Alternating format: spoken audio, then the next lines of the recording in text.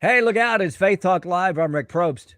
And I'm Dan Radcliffe. You're watching Facebook Live or YouTube Live. There on the screen is Karen Bejjani. She's the co-founder of I Hope Ministries, and she has a new book out. It's called The Blue Chord. Karen, how are you? I'm great. It's great to be here. Hello, everybody.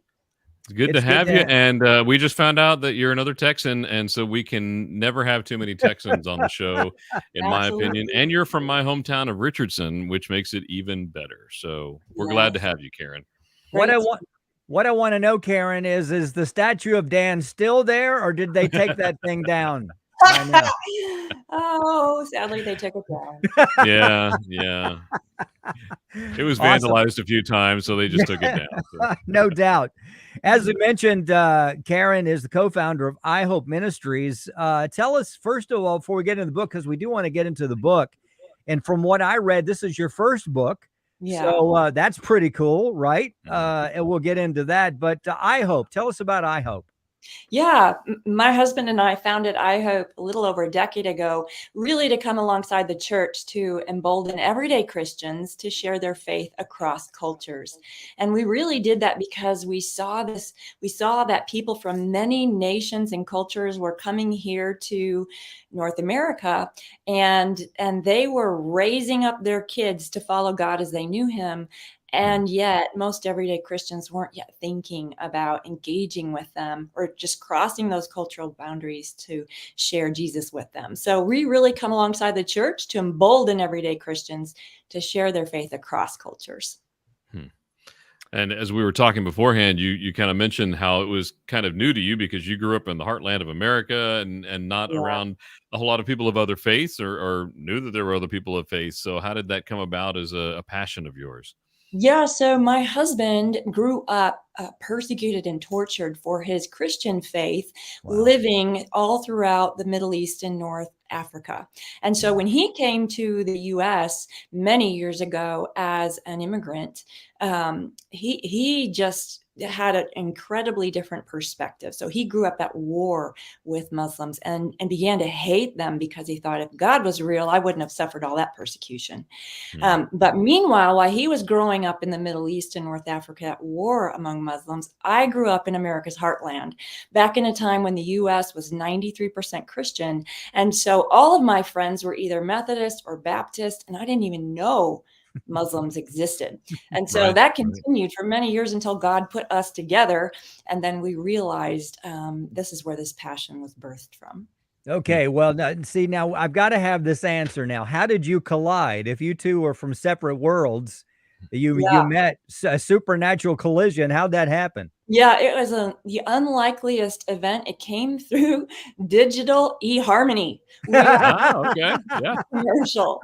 And yet, you can imagine when my parents met my soon-to-be husband, because he had grown up throughout the Middle East and North Africa, my dad was absolutely convinced he must be a terrorist. Uh, so, But there sadly, won't be that's a probably recipe. how so many people think in America. Yeah. So, yeah. Wow. Gee, I bet the conversation at the Thanksgiving table was a little heated, maybe. I don't know. Hey, Yeah. Karen Bejjani, co-founder of I Hope Ministries, new book. It's called The Blue Chord. All right, let's talk about it. Your first book. What's it about, and why did you choose to write it now?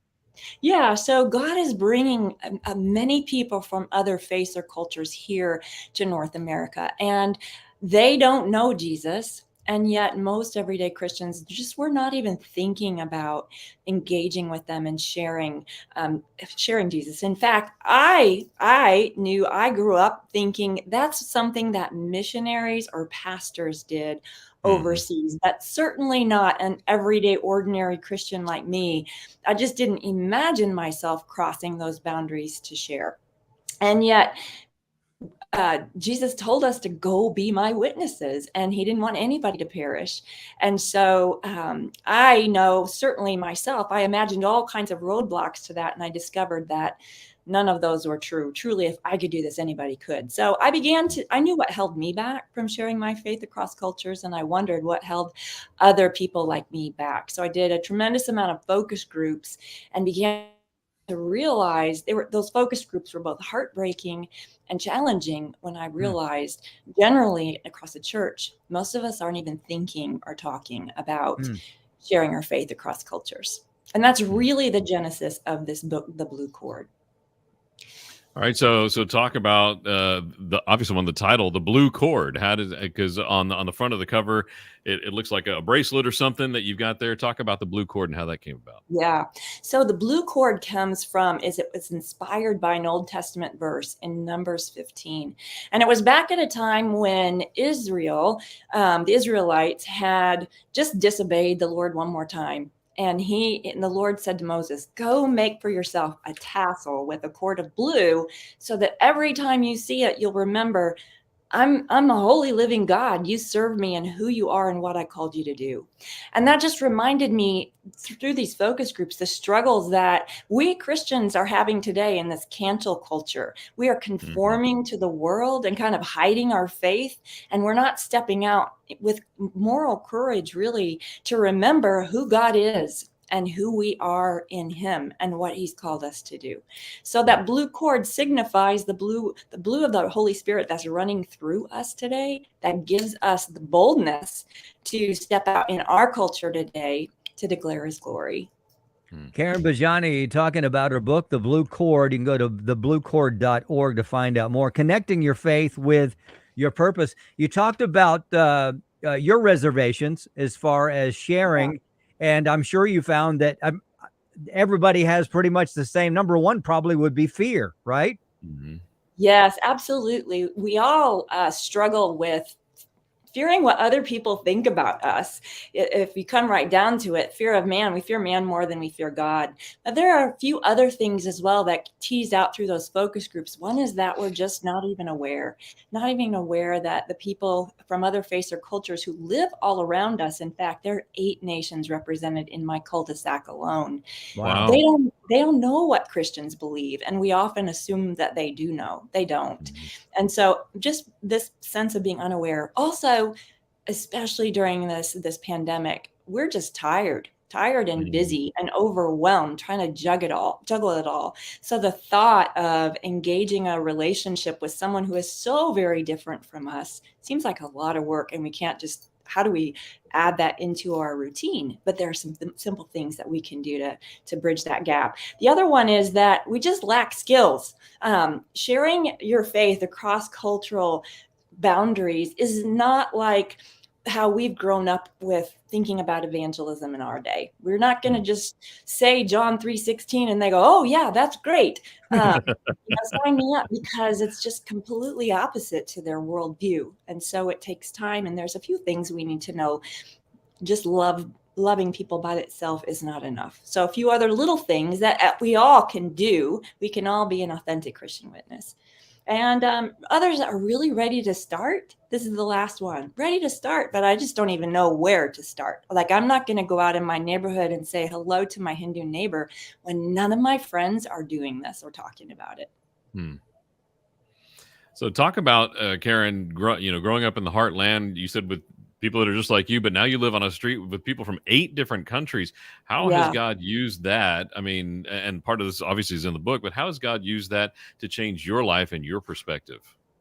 Yeah, so it's really expanded my point of view. I remember that I used to just think about someone. I mean, we're wired as human beings to look at people who are different than us and think, I have nothing in common with them. And I think that's just a lie from the enemy, because just recently, just think over the holidays, I made like a huge batch of cranberry bread. It's a family recipe.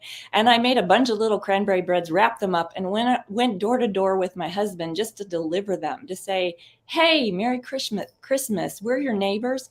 By the way, we're followers of Jesus. Here's what that means. And my Muslim neighbors from a couple different nations, they like hugged that cranberry bread. They were so touched. They said, thank you so much. What's a cranberry? And they're bringing me over sweet treats and asking me to go for a walk at the local park. That's how easy it is to get started. That is so cool. Karen Bejjani, the book is called The Blue Chord. Check it out, thebluecord.org. You can pick it up there, or I'm sure Amazon or any place you get your books. Real quick, Karen, let's talk about the podcast. You've got the I Hope podcast. Do you do that weekly, monthly? How often do you do that?